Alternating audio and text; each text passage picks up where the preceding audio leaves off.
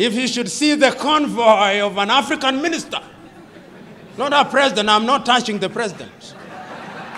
The presidents are in a different world. The African minister.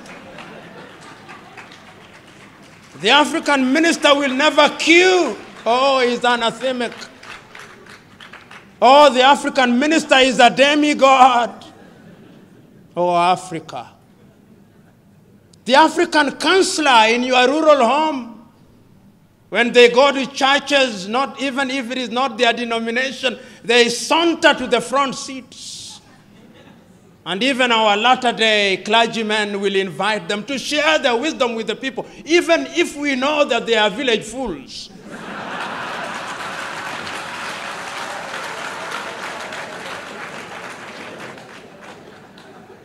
If there is anything that we must learn from Western Europe, is that they have gone through enough problems and they are capable of organizing their affairs, and they have demystified political leadership.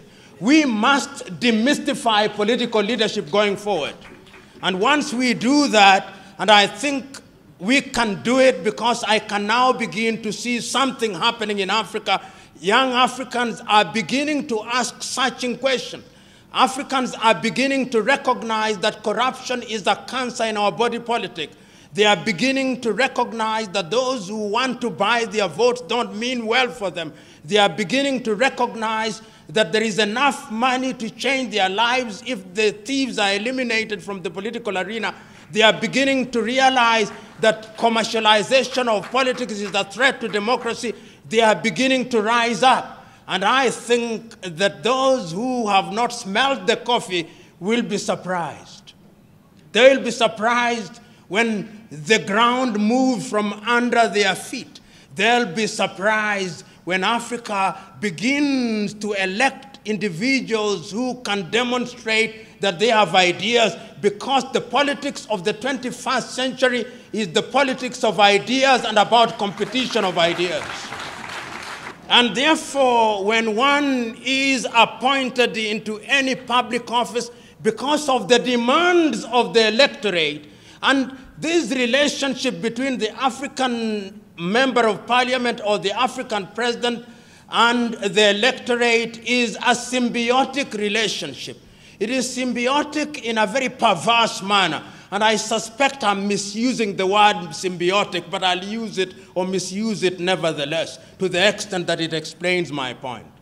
What happens is that it appears that the electorate has allowed the so-called leader, because many of them are misleaders, to remain in their positions of power and to acquire as much as they can, on the understanding that periodically their loot will be shared with them.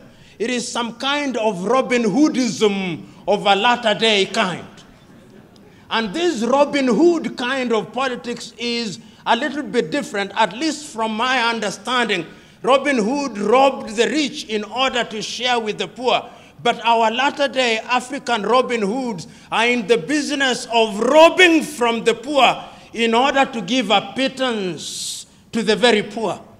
And this is what we are talking about today when we talk about commercialization. So that if you ask any typical African politician, how much does it cost you to be elected into parliament, they'll tell you it is in the millions. It is in the millions, and the millions they spend is perhaps 10 times more than they'll ever earn through their legitimate salaries.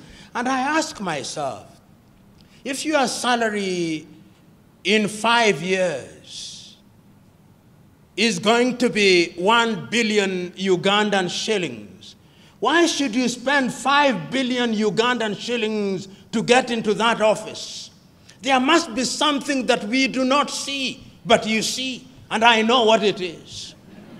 What it is that getting into the office of the Member of Parliament, or indeed any other political office in Africa, is a guarantee that things will come. So that in many African countries, the politician is the major tenderpreneur. The politician is the gatekeeper. The politician is the one who receives the guests. He is the tax collector informally, aside from the URA. And in this regard, therefore, we must commercialize politics. We may blame the politicians, but what about the electorate? The electorate also is to be blamed. The electorate has insatiable thirst and hunger for things that they have not worked for. They have been trained and they no longer listen to ideas. My good friend Norbert Mao, who I was told was here, I do not know whether he is here, will tell you, not that I have talked to him this morning, but he'll tell you that one of the pains that one has to endure when you confront your typical African electorate is to convince the electorate that ideas count for something. Many times when you address the electorate and you are waxing eloquent, telling them, when I'm elected, I'm going to ensure that we have good health services. We are going to ensure that we have good schools. We are going to ensure that we create opportunities for innovation and invention and create opportunities for young men and women. They are waiting for you to finish. They will tell you, we hear you. We know you are going to do all those beautiful things. But in the intervening period, I must eat. And therefore, no matter how beautiful your ideas are, if you don't carry money on that day, your ideas, like the elephant before them, will never fly. Leaders who, upon ascending to power in Africa, became demigods. How many of you here will forget Mobutu Sese Seko?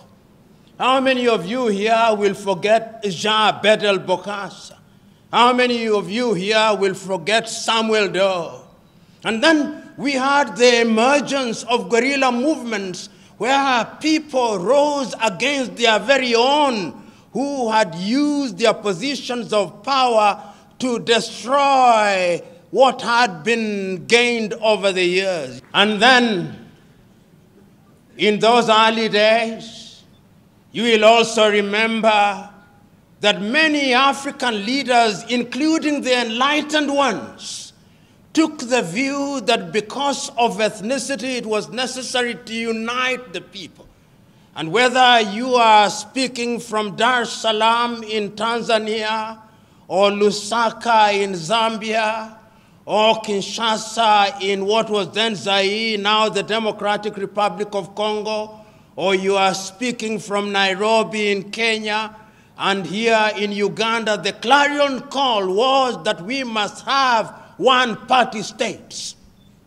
And the justification for one-party states was that we are so disunited, there are so many ethnicities, that if we allow multi-party politics, then what would happen to us is that we would be negatively ethnicized and that we would break our countries, and that therefore, to ensure that there was unity, we needed one umbrella under whose auspices and under whose guidance the people would be united.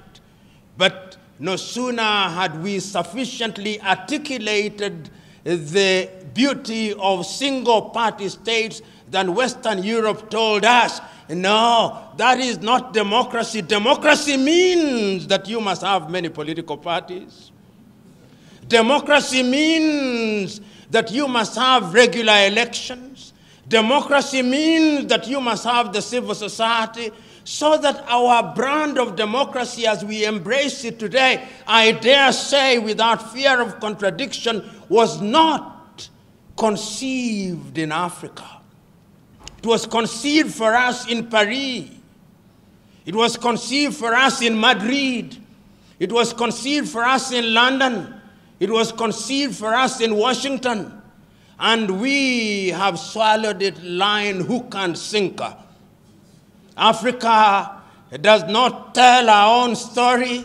Africa does not design what is in our best interest. Africa still waits to be told what is good and right. And I dare say that that is why Africa does not realize our potential. But yet it is also important to point out that the African and African countries are more resilient than the European states. You know, if you allow me latitude as a guest must be allowed, permit me to say this. The ethnicity that we keep on talking about, African countries are just slightly over 60 years since they regained their independence.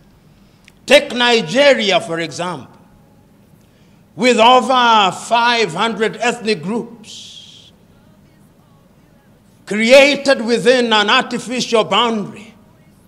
They have had their problems, they have had their hiccups, but the nation is still alive and well. The difficulties notwithstanding. Take Uganda, for example.